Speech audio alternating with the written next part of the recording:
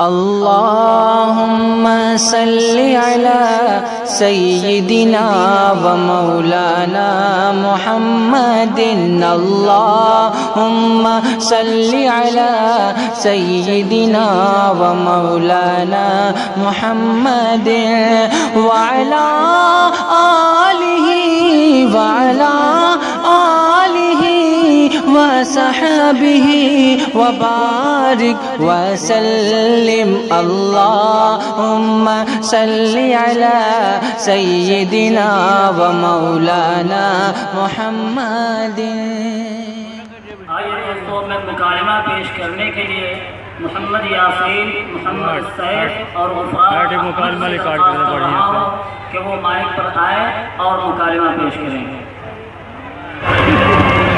अस्सलामु अलैकुम व रहमतुल्लाहि व बरकातुहू।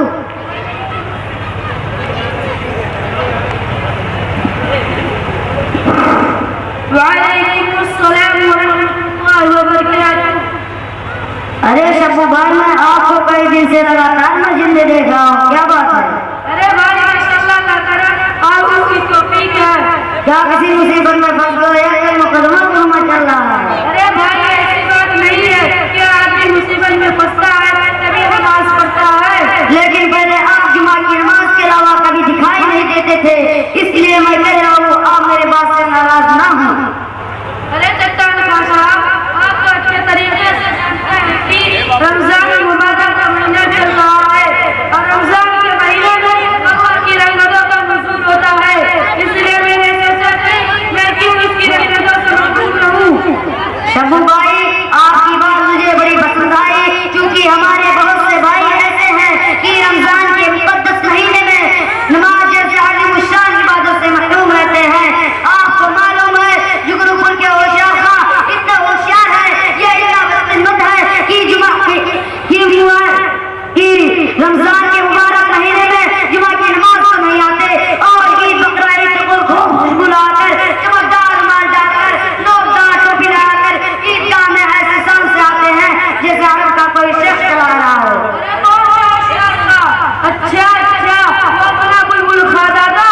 हाँ वही होशियार खां अब तो एकदम घोड़े बुढ़े हो गए हैं।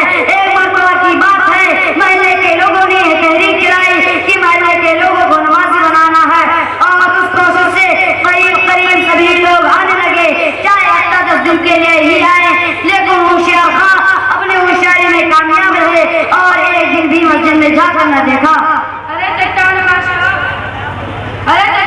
साहब, होशियार खान ने मोहल्ले वालों को होशियारी बता दी, लेकिन अल्लाह ताला जो सबसे होशियार है उसके सामने एक दिन सारी होशियारी फेल हो जाएगी और यही होशियारी अल्लाह की नाराजगी का सबब बनेगी और जहन्नम तक पहुंचा देगी।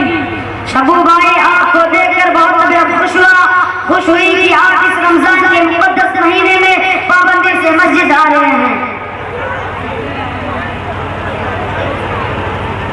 अस्सलामु अलैकुम व रहमतुल्लाहि व बरकातुहू। वालेकुम अस्सलाम व रहमतुल्लाहि व बरकातुहू। भाई चट्टान, मुझे आप पर बड़ा ताज्जुब हो रहा है। आप सबसे पहले किस अदा पर बहुत खुश हो रहे हैं? मैं तो उनकी मस्जिद में आने की वजह से खुश हो रहा हूँ। क्या नमाज पढ़ना अच्छा काम नहीं है? चट्टान साहब, मस्जिद में अल्लाह की रहमतों का नुज़ूल होता है। क्या मतलब? मैं आपकी बात नहीं समझा, जरा साफ कहिए, क्या कहना चाहते हो? अरे शेखू साहब कह रहे हैं मस्जिद में अल्लाह की रहमतों का नुज़ूल होता है, इसलिए वो लगातार मस्जिद में आ रहे हैं और बाजार में सबके सामने चाय और पान उड़ाते फिरते हैं, क्योंकि वहाँ अल्लाह की रहमतें नाज़िल नहीं हो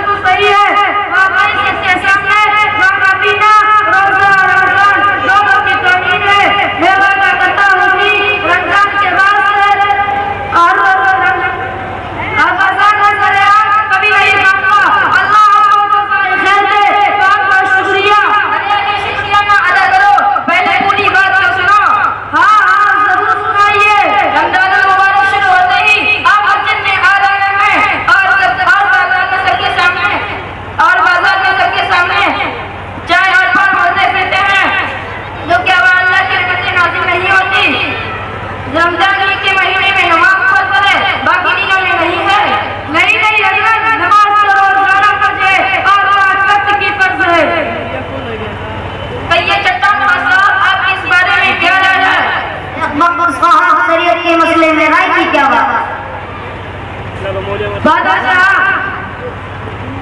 ये कहाँ पे खड़े हो यार? कुछ दिया किस्मत लगा तेरा गाँव भाग लगा। वाह भाई वाह, वो बकली घोड़ा लड़ाए, आपने रहमत से फायदा उठाने को तो सोच लिया, लेकिन आपने नहीं सोचा दूसरे दिनों में अंदर की नमाज पर क्या सजा मिलेगी। क्या सजा मिलेगी? हदीस का कल मफहूम है, सभी अहयात पूरी तवज्जो के साथ सुने और याद रखें और लिख कर ले जाएं और घरों में अपने अपने बच्चों को और रिश्तेदार को सुनाएं। जी क्या सुनाइए?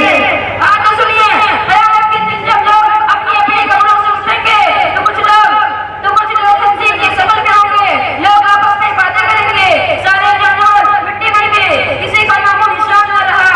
तो ये कौन है, ये क्या है? फरिश्ते बताएंगे, जवाब देंगे, ये वो लोग हैं जो दुनिया में भी नमाज़ी थे, नमाज छोड़कर कुछ चुपे उड़ाया करते थे। अल्लाह तौबा, अल्लाह हमारी तौबा।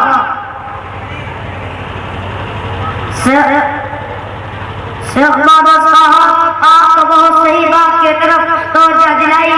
हमारे बहुत से भाई ऐसे हैं रमजान के मुकद्दस महीने में नमाजों का बहुत एहतमाम करते हैं और जैसे रमजान खत्म हुआ उनकी नमाजें भी खत्म हो जाती हैं और वो मस्जिद से ऐसे दूर हो जाते हैं जिसे कभी मस्जिद का रास्ता ही ना देखा हो, जबकि नमाज तो ऐसी इबादत है रमजान और गैर रमजान दोनों में फर्क है।